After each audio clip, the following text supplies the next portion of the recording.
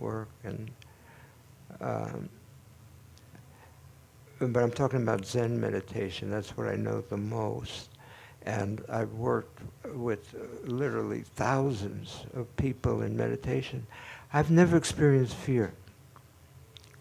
So I've experienced a lot of other things in working with folks, but not fear. So, and I imagine that's got to be a different kind of meditation that you're talking about, which I'm not familiar with. I of course, I work, we do the whole my last 20 years, the whole work about bearing witness retreats is about working with fear. And, but I personally have not had any experiences of working with people that I can remember in meditation with fear. Is it not scary to detach from the ego? Have you detached from the ego? Trying to. You're trying to, and are you afraid of that? I mean, you yourself said that you had We a don't fearful... talk about. I don't talk about detaching from the ego. See, I talk about letting go of concepts. All I can say is that I haven't experienced personally in my life.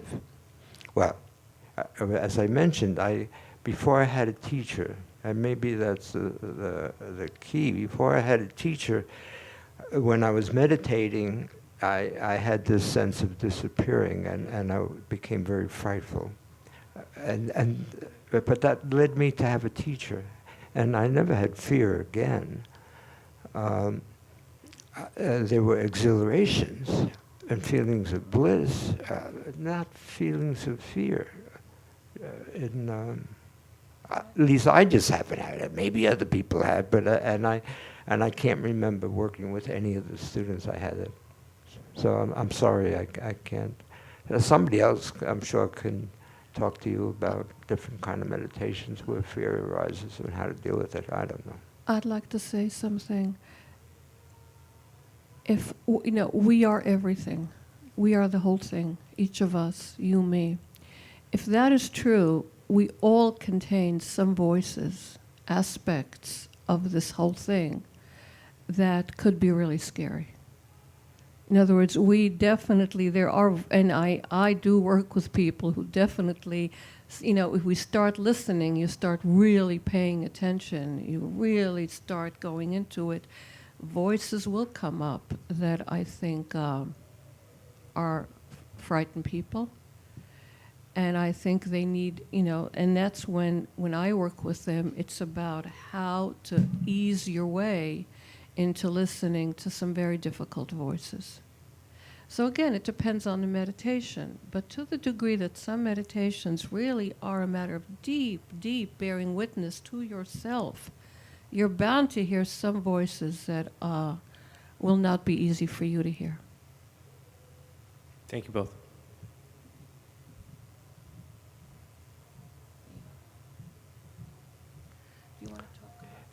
Yeah, let me say a few more words about fear, because I want to just amplify a little. Yesterday, I talked about this woman who came to Auschwitz, that whose grandfather was SS and ran a camp, and how she said that she was afraid to come to the retreat for 14 years because she was afraid she would meet a Jewish person or a Polish person. And this Polish man who lives in Krakow, said that for 10 years he had been thinking to come, but he was afraid. He was afraid he would meet a German person. So in her case, her fear arose out of guilt. She was a tremendous amount of guilt. She was assuming the guilt of the whole German race, and particularly through her grandfather. So out of that guilt was huge fear. And I said she had fear for 14, after 4 days they were hugging each other, and I said, imagine she, for 14 years, was afraid of meeting a Jewish or a Polish person, how constricted her life had been. But it wasn't just 14 years, it was her whole life. It was 14 years that she was afraid to come to our retreat. And the man, the Polish man, his fear was out of tremendous anger. So the fear is coming out of something, you know. There's some emotions that are creating this fear. And the same thing with him. His whole life, he had been afraid of meeting a German person. You can't travel throughout Europe without meeting. Poland is full of German people, full of Jewish, not so full of Jewish anymore. But most of our bearing witness work is about dealing with fear. And the Chinese, the Buddhist term for compassion in Chinese, you know, Chinese are the language, the written language is ideographs, and the ideograph for compassion consists of two radicals, two different pieces. One piece means compassion as we normally think of it. But the other radical is removal of fear.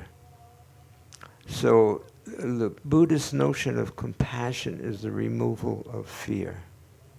And I think our last 20 years has been focused on removal of fear. My last 20 years. Yeah. So that includes the shame and the guilt, you know, when you go to Africa that a lot of Westerners feel. And it's going to include a lot of shame and guilt that Americans feel going to the Native American lands, to the Black Hills, and that goes into fear. And a lot of that, you know, works itself out also in these retreats. Yeah. Well, it's been a pleasure being here as always. Yeah, let's do one more question. Sure. Huh? One more question. Great. I understand what you're saying because I've experienced myself this. If you meet somebody who's... Could you talk to the yeah. mic? Because I understand what you're saying about... speak into the mic. About Auschwitz, because I've had in Europe also meetings with people whose You ancestors... keep moving, please, into the mic, yeah, because I whose can hear you. ancestors were involved in the Holocaust. And then there's this sort of meeting together. But I think there's a difference between meeting somebody who's a psychopath than meeting the child of a psychopath. And my question is, I saw this documentary about the Catholic Church, and they had about priests that abused children, and how the Catholic Church, including the Pope before this one, just ignored the fact that thousands of children in the United States were being abused by Catholic priests. And that's not just in the Catholic Church, but this is just one example. And this one priest that the documentary focused on was completely speaking like as if it's nothing. And thousands of children's lives were destroyed, and this man had no remorse. And he actually wrote them letters that he wanted to meet with them. Because somehow, you know, it's becoming a fashion that we have to make peace with abusers and murderers because it's supposed to make peace. And I'm not always sure it's okay to make peace with people that just have no sense of remorse and are psychopaths. And for the victims that spoke in this documentary, they didn't want to meet with him because meeting with him sort of made it all right. So in a way, do you really think that it's always possible to fix things, that it's always possible for victims of a crime to meet? Because what you described, that man that cut the hand off, I wouldn't want to kill him, but I wouldn't want to meet with him, and I wouldn't want to acknowledge it, because when you say that we all have this part, in a way, it seems to me it confuses me, because in a way, any human being who has compassion cannot accept that a person like that has any legitimacy, Because when a person chooses to behave in a certain way, or maybe he's mentally ill, and then we meet with him, and in sort of like making peace, I don't see that it does make peace, and I don't think that I want to think that I have a psychopath in me too, that it's possible for any human being to behave in any way, that any one of us could be psychopath, because it is a mental disorder that is not, thankfully, all of us share. And I don't understand this sort of fashion of meeting, that victims have to meet their abusers, when I don't think that that is part of humanity. So I don't understand, how can you meet such a person and and be able to sleep at night afterwards? Because I don't know, I just wouldn't be able to see such a person, a Catholic priest who abuses thousands of children, a person who cuts off hands of people. I don't think those kind of people have any sort of legitimacy of being acknowledged as a human being even. So I don't understand how you call it being a witness. I think it's really hard for people who have any sort of emotions to meet such a person. And I don't understand this fashion of abusers meeting their victims, because it doesn't make peace, and it doesn't make it all right. And I really cannot accept that all human beings have are psychopaths in potential. I'm sorry, but I don't get it, and if you can explain it, I would be happy. Yeah, so I don't know I don't know what's the fashion, put it that way. And I don't think that either Bernie or I ever said making peace with people like that, or justifying, or anything like that. What this is about is just really seeing the wholeness of life. That's what it is. It's seeing the wholeness of life. And in that realm, it's not a matter of, are we justifying, was it good? That episode, or when we listened to that man speak about what happened in Rwanda, what he did, it aroused all kinds of very deep feelings. It aroused passions. It aroused all kinds of angers. It aroused all kinds of things. But the important thing for us was to create a container where even that voice could be heard. I know the first time he spoke in a small group, I wasn't there. Somebody walked out screaming that he shouldn't be heard. But in the bigger group one evening, when everyone was able to just listen, everybody, just in the same way they were able to listen to these wonderful stories about people who saved people. But it wasn't a matter of justifying. It was a matter of seeing the wholeness, the complete wholeness of life. And it has to be an experience. It's always very hard for me to come back home, certainly to come back to my family after Auschwitz and explain to them what goes on there, because it really does not lend itself. It's an experience, because not knowing and the oneness of life don't lend themselves to words. It's really beyond words. So I really sympathize with your frustration. I can't hear you. I sympathize with that kind of frustration. And how is that possible? Because it doesn't lend itself to words. It lends itself to experience. Did you want to add something? Well, I think you said it beautifully. That's our practice. I, to some extent, have experienced oneness of life. Not completely, but to some extent. And that helps me in doing the work I do. I really have a deep, deep faith in the oneness of life. And that means nothing is excluded. And I can't exclude anything. And that doesn't mean I like everything. It means I am committed to try to find how to work with everything to decrease the total suffering of humanity and to help folks realize the oneness of life. In just the same way that if my hand was gangrened and threatening to destroy me. I can't neglect it. I have to find out how to take care, what to do. It may mean cutting it off. I don't know. But I can't just neglect it.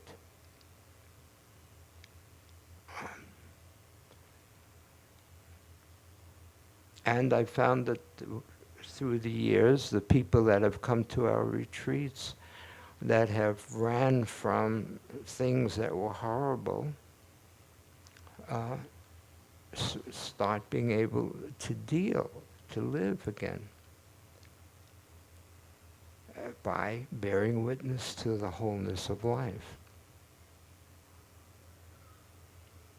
Yeah.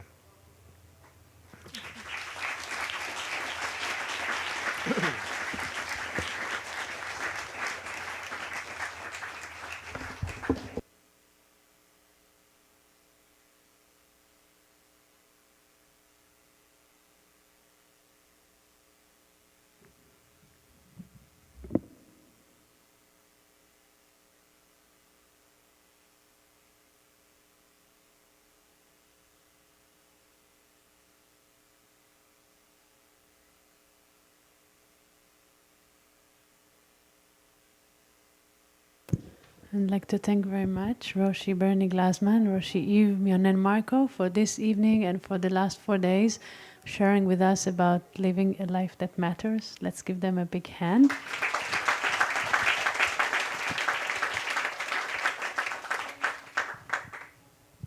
So we were just saying how lucky we are to have this constant satsang in the ashram, being in the company of the wise. So we will actually have this privilege again this season. When Roshi Bernie and Roshi Eve will be back here in March, first week of March, and will offer a similar program, and will also host the annual gathering of the Zen Peacemakers organization. And so we will also get to meet their community, and we look forward to that.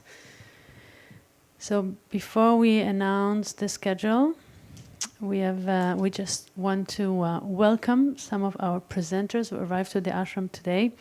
So this is David Newman Durgadas, and he arrived with his wife Mira and his daughter Tulsi, and musicians Sarah Carlsey and Stuart Fuchs, and they will present a program called The Bliss of Chant, starting tomorrow. Also, tomorrow we begin a new course, and this is the Power of Positive Thinking weekend course. Will be taught by Narayani, our staff, and the inauguration will be at 8 in the morning in the Balakrishna temple. So if you're here for the course, please come at 8 to the Balakrishna temple. If you would like to join, it's still possible to join this course. So you can see reception in the morning to register and then come to the inauguration. The schedule for tomorrow. At 5:30 we have the wake-up bell.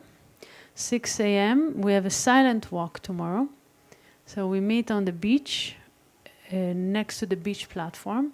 You can bring something warm to wear and something to sit on. We're going to go for a walking silent meditation, and we'll have the satsang on the beach. It will be led by Krishna Das, who will speak about Swami Sivananda's teachings in poems. And in case the weather will not allow us to go for a silent walk, we will meet here for morning satsang. 8 o'clock yoga classes, 10 brunch. At 12 noon we have a workshop with Sundari on restorative yoga and healing therapies, continuing the series of workshops, and this will be on the Bay West platform. At 2 p.m. Ambika will continue with yoga, stress and food, and this will be on the Garden West platform. 4 o'clock, the afternoon yoga class, and 6 dinner, 7 the Gita Parayana, chanting the Bhagavad Gita in Sanskrit, followed by a short study in the Balakrishna temple, and 8 evening satsang, and we will have the first concert with Durgadas, David Newman, as part of the program, The Bliss of Chant. And the workshop at 2 p.m. with Ambika, it will be the final day of yoga, stress, and food. And in this workshop, she will teach practical exercises to change your habits and thought patterns. And the rest of the workshop is called Listen to Your Hunger. And so this is the program for, there is a little more about this. Learn to discriminate between your emotional, mental, and physical hunger to guide you in making healthy food choices. This portion will be guided by Bonnie Hirschhorn. So we have a guest teacher for tomorrow's workshop. Now we are going to conclude with the final prayers and the Arati.